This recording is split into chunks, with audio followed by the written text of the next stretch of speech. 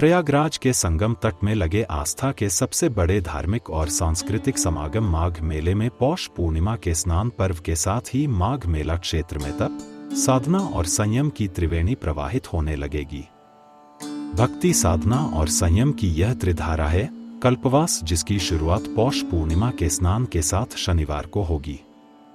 इस बार कल्पवासियों की संख्या में अभूतपूर्व वृद्धि की वजह से योगी सरकार ने कल्पवासियों के लिए भी विशेष इंतजाम किए हैं। माघ मेला 3 जनवरी को पौष पूर्णिमा से प्रारंभ होकर 15 फरवरी महाशिवरात्रि तक चलेगा।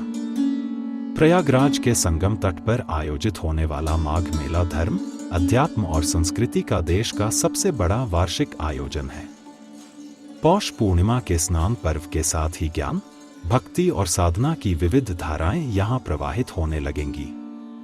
माघ मेला क्षेत्र में एक तरफ दंड धारण करने वाले दंडी संतों और रामानंदी आचार्य संतों और मुकामधारी खालसा के संतों की दुनिया होगी, तो वहीं होगा चतुष्पीठ के शंकराचार्यों का वैभव। अध्यात्म के इस सागर में यहाँ कल्पवासियों के जप, तप और संयम की त्रिवेणी अभी से प्रवाहित होने लगी है।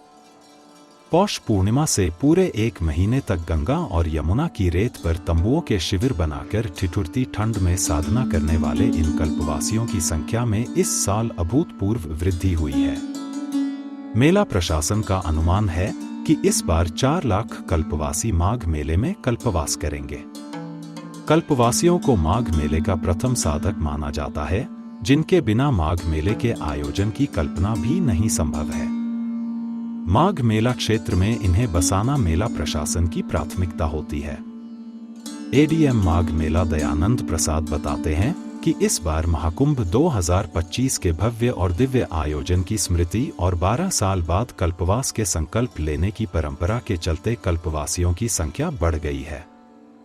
इसे देखते हुए पहली बार माघ मेला क्षेत्र में कल्पवासियों के लिए एक अलग से भी 950 बीघे में एक नगर बसाया गया है, जिसे प्रयागवाल नाम दिया गया है। नागवासुकी मंदिर के सामने गंगा नदी के पार इसे बसाया गया है। तीर्थ पुरोहितों और मेला प्रशासन के साथ आपसी विचार विमर्श के बाद यह फैसला लिया गया है।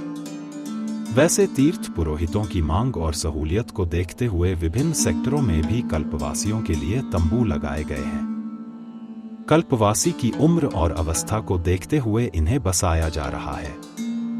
मेला क्षेत्र में मूल रूप से कल्पवास करने वाले इन श्रद्धालुओं को गंगा के तटों के पास ही तंबुओं की व्यवस्था की गई थी, ताकि सुबह प्रतिदिन इन्हें गंगा स्नान के लिए दूर तक न चलना पड़े। योगी सरकार माघ मेला क्षेत्र को दिव्य, भव्य और स्वच्छ स्वरूप दे रही है। इसके लिए संपूर्ण मेला क्षेत्र में स्वच्छता के विशेष इंतजाम किए जा रहे हैं।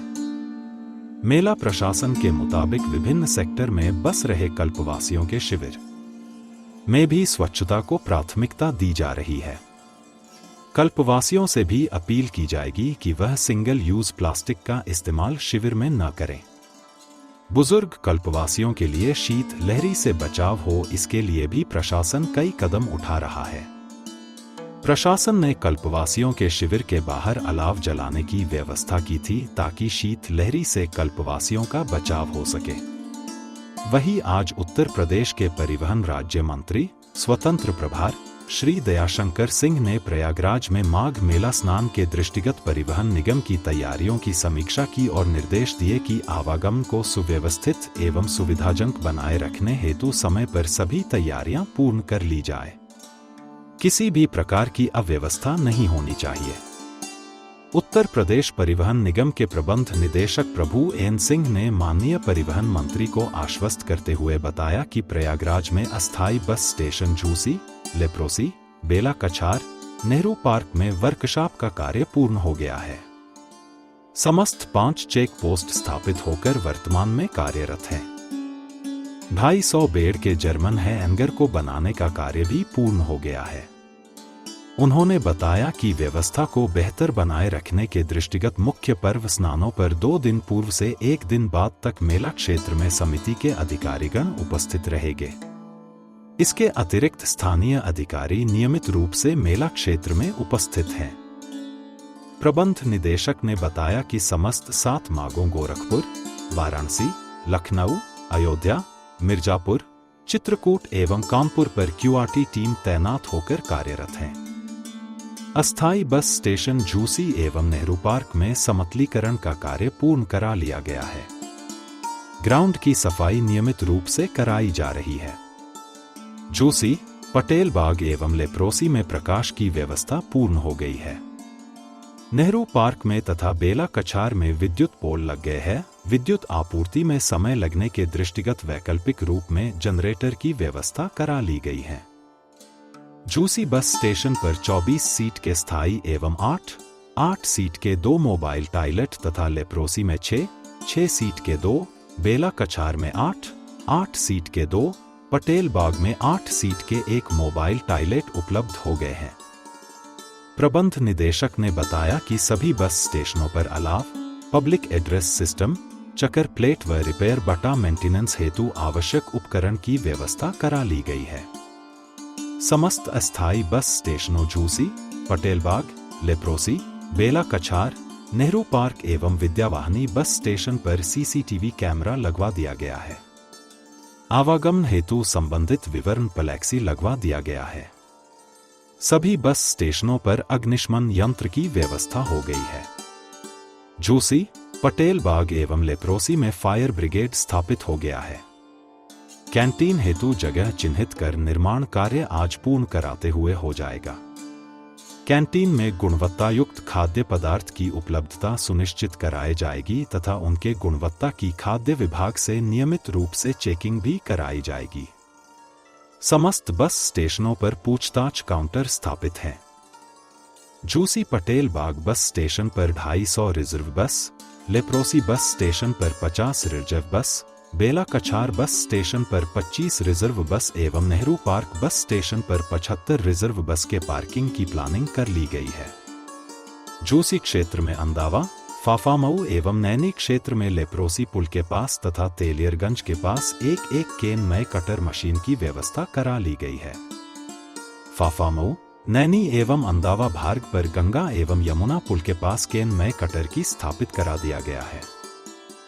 एएलएस व बीएलएस एम्बुलेंस हेतु मुख्य चिकित्साधिकारी प्रयागराज से अनुरोध किया गया है। प्रबंध निदेशक ने बताया कि समस्त मार्गों पर नगर प्रवेश स्थलों के निकट सड़कों के किनारे खड़े वाहनों को हटाने हेतु प्रत्येक बस स्टेशनों पर 5 चालक रिजर्व रखा गया है। परिवहन निगम के मेला में तैनात अधिकारियों के मोबाइल नंबर मेला नियंत्रण कक्ष एवं जिला प्रशासन को उपलब्ध करा दिया गया है।